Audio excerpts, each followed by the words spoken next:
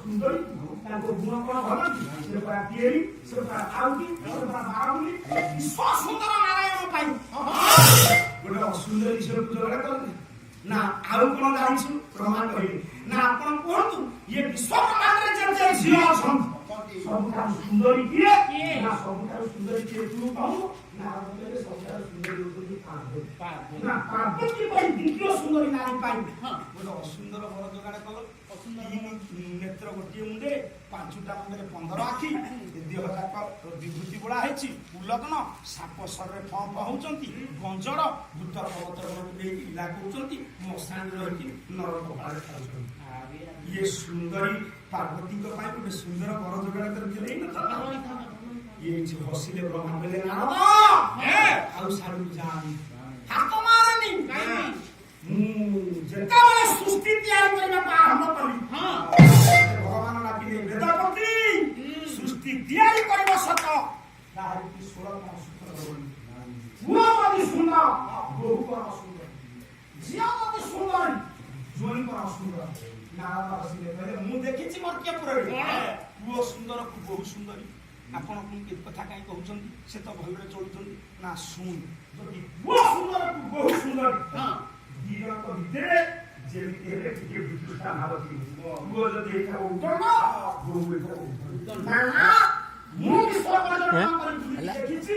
ଗୋଟେ ଗୋଟେ ପରିବାରରେ ପୁଅ ସୁନ୍ଦର ବୋହୂ ସୁନ୍ଦରୀ ନା ହଁ ସେ କଥା ଠିକ ଗୋଟେ ଗୋଟେ ଜାଗାରେ ବାପା ଚାହୁଁଛି ମୋ ପୁଅ ଯେମିତି ସୁନ୍ଦର ମୋର ଯୌତୁକ ଦରକାର ନାହିଁ ସେମିତି ବୋହୂ ଆଣିବି ଗୁଣବତୀ ରୂପବତୀ ହେଇଥାଉ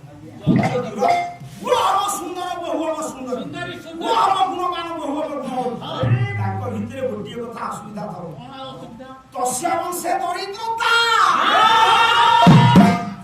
ଯେମିତି ହେଲେ ସେ ଧୀରେ ଧୀରେ ଦରିଦ୍ର ଅବସ୍ଥାକୁ ଆସୁଛି ନା ନା ବାପା ନା ତ ମୁଁ ବିଶ୍ୱ ପର୍ଯ୍ୟଟନ କରି ବୁଲି ଦେଖିଛି ପୁଅ ସୁନ୍ଦର ବହୁ ସୁନ୍ଦରୀ ଗୁଣଧର ଆମର ପ୍ରାଚୁର୍ଯ୍ୟ ଉପରେ ଠିଆ ହେଇଛନ୍ତି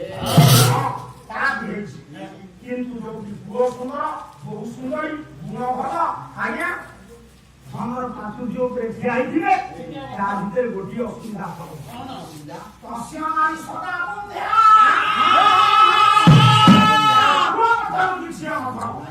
ଆଉ ସାରକୁ ମୁଣ୍ଡ ପାଇଲାନି କହିଲେ ନାରଦ ମତେ ଭଗବାନ କହିଛନ୍ତି ହେ ବ୍ରହ୍ମା ତୁମେ ମଣିଷକୁ 16 କଣ ସୁଖ ଯଦି ଆପଣଙ୍କ ପାଖରେ ଧନ ଥବ ଶରୀରରେ ଥବ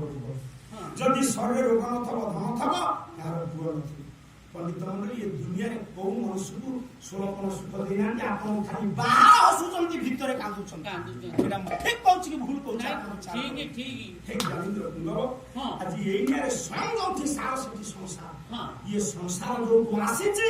ସେ ହଉଛି ଧା ଯୋଉଠିକି ଯିବ ଶହେ ଧା ସରକାର କହିଲେ ଜ୍ୟୋତିର ଅଧାଂଶ ହଉଛନ୍ତି କିନ୍ତୁ ପଣ୍ଡିତ ଯେତେବେଳେ ଆସିଲେ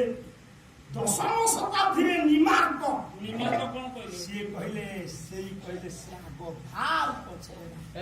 ନିମାର୍କ କିଏ ନା ତାଙ୍କ ନାଁ ଥିଲା ନିମାର୍କ ତାଙ୍କ ନାଁ ଥିଲା ହରିବନ୍ଧୁ ଦାସ ସେ ଥିଲେ ମହାତପସ୍ୱୀ କାରଣ ତପସ୍ୟା ବଳରେ ମଣିଷ ସାଧନ କରେ ତପସ୍ୟା ବଳରେ ମଣିଷ ଯାହା କରିପାରିବ ଧନ ବଳରେ କରିପାରିବନି ଶକ୍ତି ବଳରେ କରିପାରିବନି ତପସ୍ୟା କହିଲେ ଆପଣ କଣ ବୁଝନ୍ତି ତପସ୍ୟା କହିଲେ ଇଏ ଗେରୁଆ ବସ୍ତ୍ର ପିନ୍ଧିକି ମାଳି ଜପିକି ଇଏ ନାକେରେ ହାତ ମାରିକି ସେଇ ତପସ୍ୟା ଆଜ୍ଞା ନାଇଁ ଆଉ ଗୋଟେ ପୁଅ ପାଠ ପଢୁଛି ଆୟୁଷ ପାଇଲା ସେ ହଉଛି ତାର ତପସ୍ୟା ଓଏସି ପାଇଲା ସେ ହଉଛି ତପସ୍ୟା ମହାତ୍ମା ଗାନ୍ଧୀ ଅହିଂସା ଆନ୍ଦୋଳନ କରି ପଣ୍ଡିତ ବ୍ରିଟିଶ ସରକାରକୁ ବିତାଡ଼ିତ କରିଥିଲେ ସ୍ୱର୍ଣ୍ଣ ବସୁ ଭାରତ ବର୍ଷରେ ସେ ହଉଛି ତାଙ୍କର ତପସ୍ୟା ବିଦ୍ୟା ସାଧନା ହଉଛି ଏକ ତପସ୍ୟାର ମାର୍ଗ ଇଏ ଆପଣ ମନକୁ ପାଉଛି କି ନାହିଁ ତା ସାହାଯ୍ୟ ଜଣେ ପାଲା କଳାକାର ତା ଜୀବନରେ ପାଲା ଶିଖିକି ଲୋକାଦୃତ ହବା ହଉଛି ସେ ତାର ତପସ୍ୟା ଆପଣ ଜାଣନ୍ତି ବହୁ ଶିକ୍ଷିତ ଜ୍ଞାନୀ ଗାୟକ ମାନେ ବି ବଣମଣି ବଣ ରହିବେ ଜଗନ୍ନାଥ ବେହେରା ଜଣେ ପାଲା ଗାୟକ ପାଠ ପଢିଛନ୍ତି ଷଷ୍ଠ ଶ୍ରେଣୀ ପର୍ଯ୍ୟନ୍ତ ପାଠ ସେ ପଛରେ ଯାଇଛନ୍ତି ସଂସ୍କୃତ କଲେଜ ସେ ସାର୍ଟିଫିକେଟ ହାସଲ କରିନାହାନ୍ତି ଆପଣଙ୍କର ସାହିତ୍ୟ ପ୍ରସାରିତ ଆପଣଙ୍କର କାହିଁକି ନା ବଡ଼